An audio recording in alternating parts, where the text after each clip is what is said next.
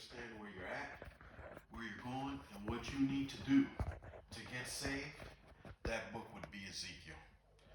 Nobody understands as much as it should understand that this letter was written for the last days, and it explains what will happen to the house of Israel, Judah, Ephraim, all the tribes, and the church combined. What will happen to all of them in the last days. This letter was written for the last days. When Ezekiel wrote this letter, he was a slave in Babylon of the tribe of Judah. But God tells him in the second chapter, when he gives him his calling, he says, you're going to write this letter and send it to the Israelites. The Israelites, the 10 tribes of the north, had already been scattered and disappeared 115 years later before Ezekiel ever wrote the letter. So why would you write a letter to somebody that's been gone for 115 years and disappeared? Unless this letter was going to be revealed in the last days, and in the last days, men like me and others would rise up and explain this letter that it was pertaining to where the tribes were living. Okay? There's only 2 tribes living in Israel right now. It's the tribe of Judah, Benjamin, and some of the Levites are there. Right. Not all the tribes of Israel are living in the land of Palestine right now. They're living abroad, because in Isaiah, in the 6th chapter, God tells Isaiah, don't pray for these people no more. Don't talk to me about these people no more. They must go where they're going to go. I will speak to them in another day in a strange language. And he scattered all 10 of those tribes in the book of Isaiah, and they were never saw again for a long time, until the end of days, where God has gathered them. God said, I will gather them from the nations and bring them to a place, and there I will speak to them again. And here we are in America, Canada, England, South Africa, Australia. The English-speaking, Anglo-speaking people are gathered together, and all the tribes' DNA is found here. Cut it there. Okay? Now me and you going to read. Okay. Chapter 2. Of what? Ezekiel? Of Ezekiel. I'm going to take you through something here today. We're going to look at the book of Ezekiel and see the different things that he touches here. God addressed everything here concerning the tribes, concerning Satan, concerning the fallen angels, concerning all of them. He's dealing with them all right here. So Ezekiel, when he wrote this letter, I think he was between the age of 20 and 30 years old. Okay, he was a young man as a slave in Babylon. He said to me, Son of man, stand up on your feet, and I will speak to you. As he spoke, the Spirit came into me. Okay, he was filled with the Holy Spirit to give him revelation, and raised me to my feet, and I heard him speaking to me. Look how God addresses him. He said, Son of man, I am sending you to the Israelites. Ezekiel did not leave Babylon until they went back to Jerusalem to build the city. He did not go back to the Israelites. He went back with Judah, the tribe of Judah. That's what went into captivity. He went back with them. Nehemiah, Daniel, all of them were part of the tribe of Judah. They went back to rebuild the city. Okay? He says to the Israelites, to a rebellious nation. I got that underlined. They were always a rebellious nation that has rebelled against me. They and their fathers have been in revolt against me to this very day. So he says to this day. So when he tells Ezekiel to this day, Ezekiel sits back and says, they're not around no more. So what happened to them? Wherever they went, they rebelled against God. So they were in Germany. By the time this was written, Assyria had left because Babylon was on the stage. And Assyria kept their empire and took it to Germany. That's why Hitler says, I'm a descendant of the Assyrians. Okay? They migrated. The whole group of people moved, and they took the tribe slaves with them. And as they moved, they lost power. The slaves started escaping and going about their business, and they scattered all through Europe. okay, and through Asia, through the Eurasian mountains, okay? The people, verse 4, the people to whom I am sending you are obstinate and stubborn. That's why I can't talk to these preachers. That's why I can't talk to these people. They're a stubborn people stuck in their way. No matter if you show them this, I can sit here all day and show this to people, and they're still going to say, that sounds true, but I'm stuck on what I know. Even my dad would look at me when I would bring up stuff, and he would say, Joel, man, you know, you take us from here, which I've been teaching for 200-300 years, and you bring us to here. Well, what did God say in the book of Joel? I told my mom this the other day. She's like stayed real quiet. I go, you named me Joel.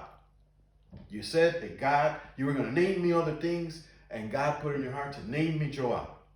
And the book of Joel says, in the last days, I will pour out my spirit on my sons and daughters, and they shall do what? Prophesy. Prophesy what? What do we need new prophecy for? Because they didn't understand the prophecy. We don't need new prophecy. We need the this old prophecy. but they didn't understand. God already gave us. This is why I told my cousin, I go, I'm sorry, I don't mean to insult you and your wife.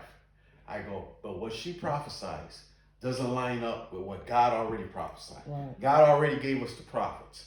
Whatever prophecy I give should line up with what they gave. Mm-hmm. It could expound on it. Now I have an understanding that Magog is China. Mm-hmm. It's not Russia. Why? Because God opened my mind to go search. Mm-hmm. And I found out that the word Magog was a derivative where Mongol came from. The Mongoloid people is where all the Oriental slanted-eyed people came from. They came from one father that fathered them all. So the Mongols were the first people in Asia with their slanted eyes. The Chinese came from there, the Vietnamese came from there, the Cambodians came from there, the Burmese people, all of those people came from that family line. So when God says Magog, he's talking to that group of people. Mm-hmm. Meshech and Tubal are Russian. They come from the same family line. All these guys came from the same father, which is who? Who's the father? One of the sons of Noah. Japheth. Yeah. All the Asian people came from Japheth. God used those three sons to divide the world. Ham went to Africa. Where all the black people and the dark people come from. Shem went to Europe. That's where all the white lineage comes from. And Japheth went that way. So when we look at all this, it says right here, the people to whom I send are stubborn. They don't want to listen. Then he says, say to them, this is what the sovereign Lord says. So when I'm speaking to you and I'm speaking to everybody, I'm telling you this is what God said here. I don't care what you tell me. This is what God said here. God says, tell them this is what the sovereign Lord speaks. Okay? That's how I stop people, and people are stopped in their tracks, because I don't care what kind of preacher you were. I don't care how seminary, I don't care how many people laid hands on you, and which I said something real profound. It's like, most preachers are not called. It's true. They called themselves. Mm-hmm. Okay? They said they were called. They called themselves. We're going to find out. Mm-hmm. We're going to find out who the real preachers are. One of the real preachers is down in Cuba. He's not getting paid. That's his house. He turned it into the church. You know where he sleeps? In a cabin behind it. He gave up his house to be a church, and he built a little shack behind it, and he lives behind it. He gave up his house. Mm-hmm. It's what we were doing with Bad. What we're about to do again in the spring. If I get these floors laid out, we're going to start Bad again. And we'll bring people back in the house, because the church got to go underground now. Church got to go underground. Me and you are going to pioneer an underground church. Okay? And he says right here, this is what the sovereign Lord says. In verse 5, and whether they listen or fail to listen, for they are a rebellious house. So I'm not supposed to get mad because they're not listening. Right. I'm supposed to just keep saying it. Right. They will know that a prophet has been among them. And you, when will they know that? When Pastor Razor, when Bobby and Joey and Kathy and all these people find themselves in the slave camps in Siberia, in China, they're going to think back and they're going to say, Joel told us we were going to be slaves again. Joel told us that this was going to happen. When they see the cities in America burning, they say, Joel told us that it was in the word that their cities were burning. When they see everything that God said was going to happen to Israel here, they're going to say, Joel told us we were from the tribes of Israel. We didn't believe him. Okay? Verse 6, and you, son of man, do not be afraid of them, or their words.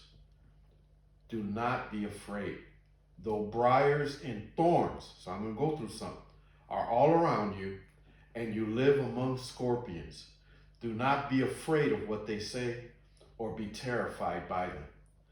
They are a rebellious house. You must speak my words to them, whether they listen or fail to listen. When you talk to your sisters, you're doing the right thing. They're going to be mad. The word scorpions, you can never get along with a scorpion. A scorpion is always going to bite you. Mm-hmm. So he's telling us details of how these people will be around us. There's no way you're speaking to them and you get your feelings hurt. I get my feelings hurt, but one thing I do, somebody asked me something this week because I said about Travante, I go, it's my son, I love him, but if he goes that way, I'm all right. And T told me, man, that's pretty cool. I go, I can do that with anybody. I said, I can do that with you. Because my heart has been understood that God is who I want to live with. God is who I serve. And you can come with me. We can go together. Or I have to go alone, but I can't take the mark.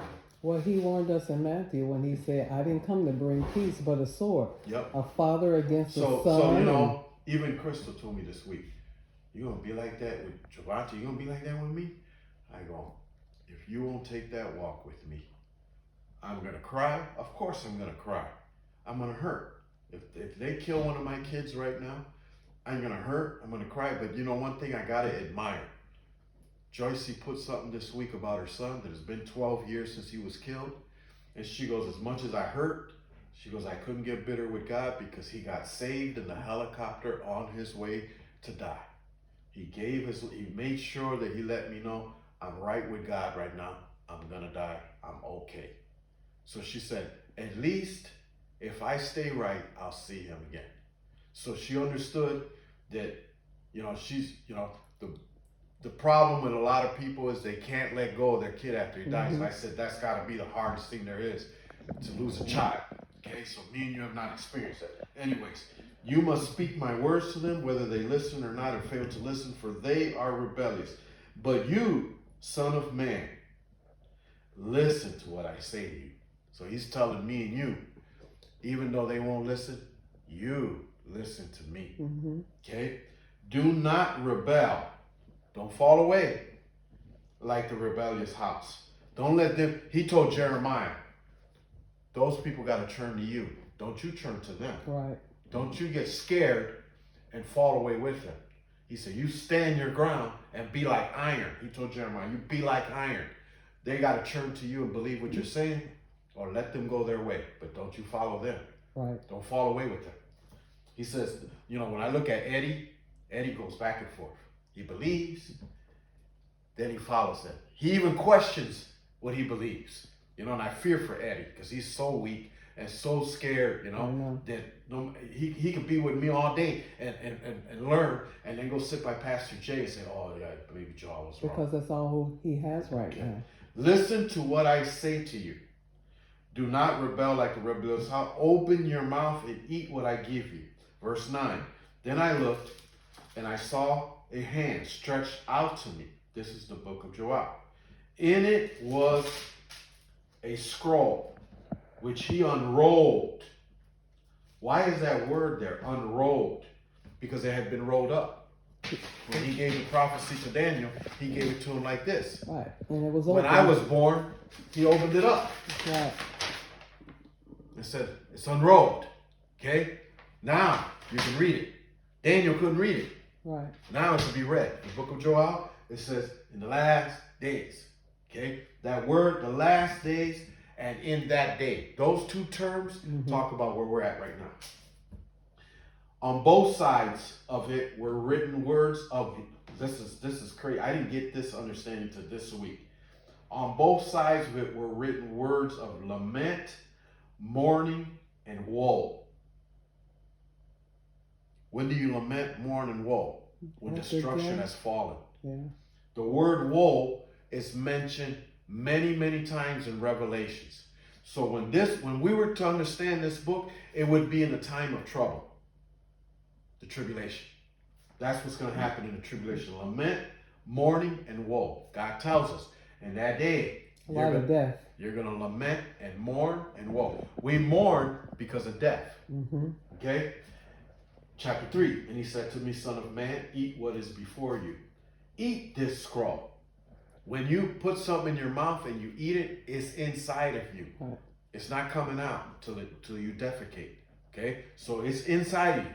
God is going to put it in you. There's nothing that can change it. I tell people, I'm sorry, but what God's given me to understand, God's given me this, and you're not going to change it. You know, when Julius tries to explain, oh man, you're wrong about the tribes, I go, you're not going to change my mind. Mm-hmm. There's certain things I believe that you're not going to change my mind. Now I believe 100% that the tribulation has begun. You're not going to change my mind. Jeremiah said, I took your word and I ate it. Yep. Isn't that interesting that all the prophets speak about eating God's word? Mm-hmm. Or God tells them, eat this. When he tells John in Revelation, he goes, eat this. Mm-hmm. Okay? It can't go nowhere. It's there. Okay? Then go and speak to the house of Israel. Again, he doesn't tell him, go speak to Judah. That's who was with him in Babylon. He goes, you know, Ezekiel was probably thinking, I never met the house of Israel. I'm only 20 years old and they were gone 100 years ago. Right. So what does he mean? I'm going to go take them this letter. Where they at? The disciples knew where they were at because when Jesus sent them out, That's right. they went to the house of Israel. They Yeah. went to Europe. Peter went to England. They went to different parts of the European world to speak. They even went to Iran because many of the Jews stayed behind in Babylon and lived there. So that's why we have Jews in Israel. I mean, all scattered through Yeah. Asia right now. They went to Persia. Yup. Okay. So then he says, so I opened my mouth and he gave me the scroll and I ate it. Then he said to me, Son of man, eat this scroll I am giving you and fill your stomach with it. So I ate it and it tasted as sweet as honey in my mouth. Then he said to me, Son of man, go now to the house of Israel and speak my words to them. You are not being sent to a people, he keeps repeating himself, to a people of obscure speech and difficult language. You are not being sent to a people of obscure speech and difficult language, but to the house of Israel. Mm-hmm. Now, you got to ask in that verse, were they all speaking Hebrew, or what had happened by the time this had happened? I'll tell you what happened. Ezekiel was forced to learn Chaldean. He was not allowed to speak Hebrew again. If he would have been caught speaking Hebrew, so when he wrote this letter, he wrote it in Chaldean. That's why they call it the tumult. Okay? They wrote a whole New Testament while they were in Babylon, and it was written in the Babylonian language, in the Chaldean language. Now, he's telling him, I'm not sending you to a people of strange language. So, were the tribe of Israel, where they were at, going to understand that letter? No. You know why?